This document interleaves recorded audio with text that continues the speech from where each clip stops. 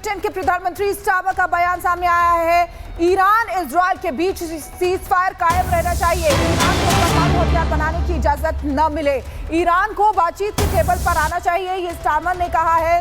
तो देखिए, बड़ी खबर आपको बता रहे हैं, ईरान इजराइल सीज फायर पर भी यहां पर बोले हैं ब्रिटेन के प्रधानमंत्री। स्टार्मर का बयान सामने आया है कि जो सीज फायर है वो कायम रहना चाहिए, यानी कि 12 दिनों तक चला ये युद्ध अब रुक गया है, थम गया है। ईरान को परमाणु हथियार बनाने की इजाजत न मिले।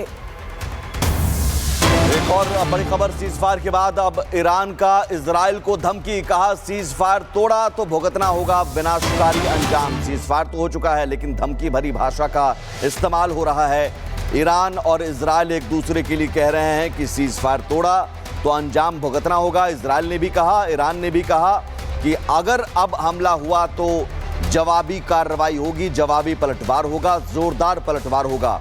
तो क्या ये सीज फायर इस धमकी भरी भाषा के बीच टिका रहेगा? क्योंकि दोनों तरफ से इस तरह की भाषा का इस्तेमाल हो रहा है।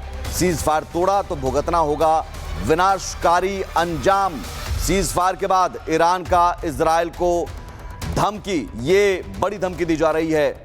तो 12 दिनों तक चले खून खराबे, मिसाइल हमले और तनाव के बाद आखिरकार ईरान और इजराइल के बीच सीज फायर हो गया है। लेकिन क्या ये शांति स्थायी होगी या सिर्फ अगली जंग से पहले की ये शांति है?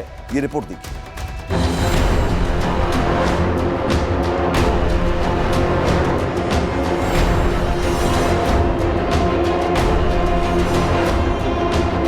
पश्चिम एशिया फिर एक बार जंग के मुहाने से लौटा है। ईरान और इजराइल के बीच 12 दिन तक चले सैन्य संघर्ष के बाद अब दोनों देशों ने सीज फायर की घोषणा कर दी है। इस जंग में सैकड़ों लोगों की जानें गईं और हजारों बेघर हो गए। सूत्रों के मुताबिक इस सीज फायर के पीछे बड़ी भूमिका रही अमेरिका, कतर और यूरोपियन यूनियन की। अमेरिका ने बैक चैनल डिप्लोमेसी के जरिए तेहरान और तेल अवीव दोनों पर दबाव बनाया। वहीं संयुक्त राष्ट्र ने इस तनाव को विश्व शांति के लिए खतरा बताया। अमेरिकी राष्ट्रपति डोनाल्ड ट्रंप ने सबसे पहले सोशल मीडिया पर सीज फायर की जानकारी दी। ट्रंप ने लिखा, सभी को बधाई। इस बात पर इजराइल और ईरान के बीच पूरी तरह से सहमति बन गई है कि पूर्ण और संपूर्ण युद्ध विराम होगा। हालांकि ट्रंप के ऐलान के बाद भी ईरान और इजराइल दोनों एक दूसरे पर मिसाइलें बरसाते रहे और अमेरिका सीज फायर का उल्लंघन देखता रहा। लेकिन बाद में दोनों ने सीज फायर पर अपनी सहमति जताई और जंग से जंगबंदी तक का सफर पूरा हुआ। आपको बता दें कि ये संघर्ष किसी भी वक्त पूरे मिडिल ईस्ट को अपनी चपेट में ले सकता है, इसलिए ये सीज फायर वक्त की सख्त जरूरत थी। 12 दिन तक चले इस जंग में कौन जीता कौन हारा, इसका फैसला दोनों देश अपने अपने हिसाब से कर रहे हैं। इजराइल कह रहा है कि उसके सारे मकसद पूरे हो गए, वहीं ईरान इजराइल के साथ 12 दिनों तक चले युद्ध में अपनी सेना की कार्रवाई की प्रशंसा कर रहा है। ईरान की राजधानी तेहरान में तो बाकायदा सीज फायर के बाद जश्न मनाया गया। वहीं सीज फायर के बाद इजराइल के पीएम नेतन्याहू ने भी अपनी पीठ थपथपाई और कहा, हम शेर की तरह उठे और हमारी दहाड़ ने तेहरान को हिला दिया। यह युद्ध दुनिया की सभी सेनाओं को सिखाया जाएगा। हमने अराक, नतांज, इस्फहान में महत्वपूर्ण सुविधाओं को नष्ट कर दिया। हमने ऐतिहासिक जीत हासिल की। फिलहाल सीज फायर को लेकर ईरान और इजराइल के अपने अपने दावे हैं। वहीं अमेरिकी राष्ट्रपति ट्रंप हैं जो सीज फायर का मेडल खुद ही अपने गले में डालकर जीत का क्रेडिट लेते घूम रहे हैं। फिलहाल दोनों देशों की तरफ से जंग बंदी है। हालांकि शांति की ये सांस कितनी लंबी चलेगी ये कहना मुश्किल है। विशेषज्ञ मानते हैं कि जब तक मूल मुद्दों जैसे ईरान का परमाणु कार्यक्रम, इजराइल की सुरक्षा और हिजबुल्लाह जैसे प्रॉक्सी का हल नहीं निकलता, तब तक ये सीज फायर अस्थायी रहेगा। तो फिलहाल जंग थमी है, लेकिन डर बाकी है।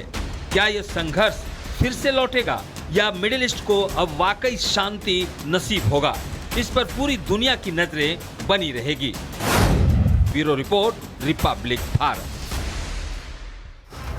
तो ईरान इजराइल युद्ध फिलहाल थम गया है, लेकिन इस युद्ध में किसको कितना नुकसान हुआ है ये हम आपको ग्राफिक्स के जरिए बताते हैं। देखिए, इजराइल की अगर बात करें तो 300 से ज्यादा एयर स्ट्राइक इजराइल में हुई है, वहीं 600 बैलिस्टिक मिसाइलों से हमला ईरान में हुआ है, तो ये ईरान की तरफ से किया गया। इजराइल में अगर कहें तो 30 से ज्यादा लोगों की मौत हुई है, वहीं ईरान की अगर बात करें तो 800 से ज्यादा लोगों की मौत हुई है, यानी कि ईरान को ज्यादा नुकसान हुआ है। इजराइल की बात करें तो सैन्य कमांडर के मारे जाने की पुष्टि नहीं है, ऐसा कहा जा रहा है, लेकिन ऐसी पुष्टि नहीं है। ईरान में अगर कहें तो 20 सैन्य कमांडर मारे गए हैं, ये बड़ी खबर है। आपको बता दें कि किस तरीके से ये बड़ी खबर उस समय आई थी कि कई टॉप लीडर्स है उनको मार दिया गया था। वहीं इजराइल की अगर बात करें तो तेल अवीव, हाइफा में भारी तबाही हुई है। ईरान की अगर बात करें तो देखिए कई परमाणु वैज्ञानिकों की भी मौत की जानकारी। मोसाद हेडक्वार्टर पर हमला यहां पर इजराइल में किया गया।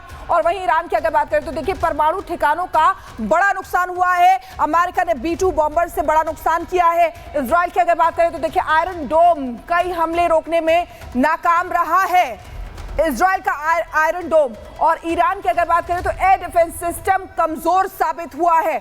वहीं इजराइल की अगर बात करें तो देखिए अमेरिका और G7 देशों का समर्थन इजराइल को मिला है। चलेंगे सुमित के पास।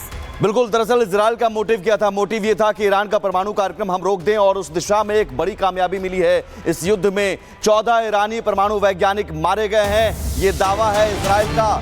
न्यूक्लियर साइंटिस्ट मारे गए हैं जो परमाणु कार्यक्रम में शामिल थे। 14 ईरानी वैज्ञानिक मारे गए हैं, ये इजराइल का दावा है। और यही वजह है कि इजराइल कह रहा है कि हमने पीछे धकेल दिया परमाणु कार्यक्रम जो ईरान का चल रहा था, उसे कई साल पीछे धकेल दिया है। न सिर्फ 14 परमाणु वैज्ञानिक मारे गए, बल्कि वो 3 परमाणु केंद्र भी तबाह हो गए।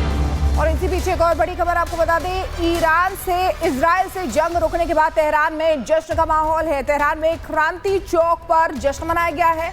इजराइल पर जीत का जश्न मना रहे हैं ईरानी नागरिक, ऐसा कहा जा रहा है। ये देखिए तस्वीर आपके सामने, झंडे अपने हाथ में लेकर भारी संख्या में लोग सड़कों पर निकले हुए हैं, जश्न मना रहे हैं। तो ये देखिए तेहरान में क्रांति चौक है ये, जहां पर जश्न मनाया जा रहा है। तेहरान की ही तस्वीरें भी हमने आपको दिखाई थी, जहां पर भारी तबाही भी मची थी क्योंकि इजराइल लगातार अटैक कर रहा था। और जश्न में न सिर्फ आम लोग बल्कि कुद्स फोर्स का कमांडर भी दिखा है। 13 जून को इजरायली हमले में मारे जाने की थी खबर, लेकिन ईरानी जनरल इस्माइल कानी की मौत का दावा गलत साबित हो गया। और ये दावा गलत साबित करती हुई तस्वीर देखिए। इस तस्वीर में वो कमांडर, कुद्स फोर्स का कमांडर जश्न मनाता हुआ नजर आया, जिसके बारे में 13 जून को इजरायली हमले में मारे जाने की खबर थी, लेकिन जश्न मनाता हुआ नजर आया। तो ये दावा ईरानी कमांडर के मारे जाने का जो इजरायली दावा है वो गलत साबित होता हुआ नजर आ रहा है। और ये बहुत बड़ी खबर इस लिहाज से है। इन सब के बीच आकलन अब किया जा रहा है। युद्ध खत्म हो चुका है, लेकिन आकलन किया जा रहा है कि सीज फायर से मिडिल ईस्ट को क्या मिला। हवाई सेवाएं बहाल हो गई, चूंकि कतर पर जब हमला हुआ तो हवाई सेवाएं बाधित हो गई थी। कच्चे तेल के दाम स्थिर हो गए, 4% की बढ़ोतरी हो गई थी, लेकिन फिर गिरावट। शेयर बाजार में अब सुधार नजर आ रहा है। मानवाधिकार संगठनों ने राहत कार्य शुरू कर दिए हैं। कई लोगों की मौत हुई है, कई लोग घायल हुए हैं, कई लोग बेघर हुए हैं। तो अब इस लिहाज से मानवाधिकार संगठन आगे आए हैं और उन्होंने राहत कार्य शुरू कर दिया है। तो सीज फायर से मिडिल ईस्ट को क्या मिला? ये मिला राहत, शांति, और हवाई सेवाएं बहाल हो गई हैं। अगली बड़ी खबर शिखा बता रही है। बिल्कुल सुमित, देखिए बड़ी खबर ये आ रही है कि ऑपरेशन सिंधु भारतीय सरकार की तरफ से चलाया जा रहा है और कई भारतीय वापस आ चुके हैं। इजराइल और ईरान से 282 भारतीय वापस लौटे हैं, जो अभी जानकारी मिल रही है, अपडेट मिला है। ऑपरेशन सिंधु के तहत दिल्ली लौटे हैं 282 भारतीय। ये बड़ी खबर आपको बता रहे हैं। ऑपरेशन सिंधु के तहत दिल्ली लौटे 282 भारतीय, और कई छात्र ऐसे हैं जो वहां पढ़ रहे थे लेकिन अब वापस आए हैं। और इजराइल की अगर बात करें तो देखिए इजराइल से भी 500 से ज्यादा छात्र वापस आ चुके हैं। और साथ ही साथ आपको बताएं कि अभी भी ये प्रक्रिया लगातार जारी है। खुदा का शुक्र है कि हम वापस लौट आए और अच्छे से। हमारे साथ जो बिहेव हुआ वो भी बहुत अच्छे से। जो एम्बेसी इंडिया की तरफ से वहाँ पर मौजूद थी, उनका भी हम बहुत बहुत शुक्रगुजार कर रहे हैं। हम शुक्रगुजार हैं लोगों के और किस हुकूमत के जिसने हमें यहाँ पर वापस लाया। माशाल्लाह बहुत अच्छा आप लोगों ने इंतज़ाम के साथ हम लोगों को बुलाया। होटल का भी बहुत अच्छा इंतज़ाम था और एम्बेसी के लोग वहाँ पर मौजूद थे हमें लेने के लिए, यानी क़ुम शहर में, और हमें कोई मुश्किल नहीं हुई। और आपका बहुत बहुत शुक्रिया अदा करते हैं। We will thanks to my government और स्पेशली हमारे प्राइम मिनिस्टर साहब का। दोनों सरकारों ने हमारे साथ कोऑपरेट किया है। ईरान और हिंदुस्तान की दोनों सरकारों ने बहुत ही अच्छा बर्ताव हमारे साथ और बहुत अच्छे से हम लोगों को वहाँ से निकाला। कोई मुश्किल किसी तरह की नहीं। और हमारे एम्बेसी ने हमारा बहुत अच्छा ख्याल रखा है और हमको 5 स्टार होटल भी वहाँ पे दिए, बेहतरीन खाने दिए और किसी तरह की हमको परेशानी नहीं हुई। हमको कुछ महसूस ही नहीं हो रहा था कि वहाँ पे कोई जंग का माहौल है और हमको बेहतरीन तरीके से यहाँ से हमारे हिंदुस्तान एम्बेसी ने हमको यहाँ तक पहुँचाया और हम बहुत खुश हैं और हम चाहते हैं कि हमारा हिंदुस्तान ऐसे पूरी दुनिया में अपना झंडा लहराता रहे।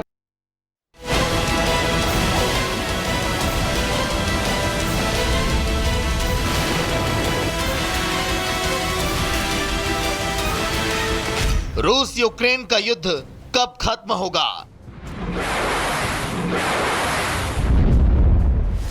अब ये सवाल उठने लगे हैं, फिजाओं में गूंजने लगे हैं कि कब तक रूस यूक्रेन के बीच शोले बरसते रहेंगे। जब से इजराइल और ईरान के बीच सीज़फायर घोषणा हुई है, तब से रूस और यूक्रेन के बीच युद्ध विराम की उम्मीदें जाग गई हैं। नीदरलैंड के द हेग शहर में नाटो का सम्मेलन होने जा रहा है। इस बार की बैठक को नाटो के इतिहास की सबसे अहम बैठकों में माना जा रहा है, क्योंकि नाटो सम्मेलन ऐसे समय हो रहा है जब इजराइल ईरान के बीच युद्ध विराम हो चुका है, जबकि रूस यूक्रेन में युद्ध जारी है। अमेरिकी राष्ट्रपति ट्रंप नीदरलैंड पहुंच गए हैं। इसके साथ ही संगठन के 38 देश भी शामिल हो रहे हैं। इतना ही नहीं, सम्मेलन में यूक्रेन के राष्ट्रपति जेलेंस्की को भी न्योता भेजा गया है। ऐसे में उम्मीद जताई जा रही है कि ट्रंप और जेलेंस्की के बीच मुलाकात होगी और इस मुलाकात के दौरान युद्ध विराम पर चर्चा होगी। वैसे ट्रंप ईरान इजराइल के बीच सीज़फायर को लेकर चर्चा में हैं और अब ट्रंप रूस यूक्रेन युद्ध को समाप्त करने की दिशा में सक्रिय हो गए हैं। उधर व्हाइट हाउस की ओर से जारी एक पोस्ट में कहा गया है कि ट्रंप अपने पुराने वादे को निभाते हुए युद्ध विराम के प्रयासों में जुट गए हैं। ट्रंप यूरोपीय नेताओं से मुलाकात कर रूस यूक्रेन मुद्दे पर गंभीर चर्चा करने को लेकर उत्साहित हैं। इससे पहले भी ट्रंप रूस यूक्रेन के बीच युद्ध खत्म कराने में जुटे थे, लेकिन यूक्रेन के राष्ट्रपति जेलेंस्की ने ट्रंप की शर्तों को साफ साफ मना कर दिया है।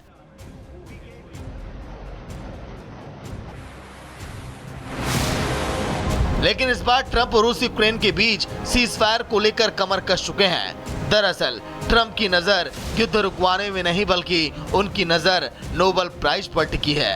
लेकिन सवाल ये है, क्या इस बार भी रूस यूक्रेन ट्रंप की बात मानेंगे? Bureau report, Republic Bharat.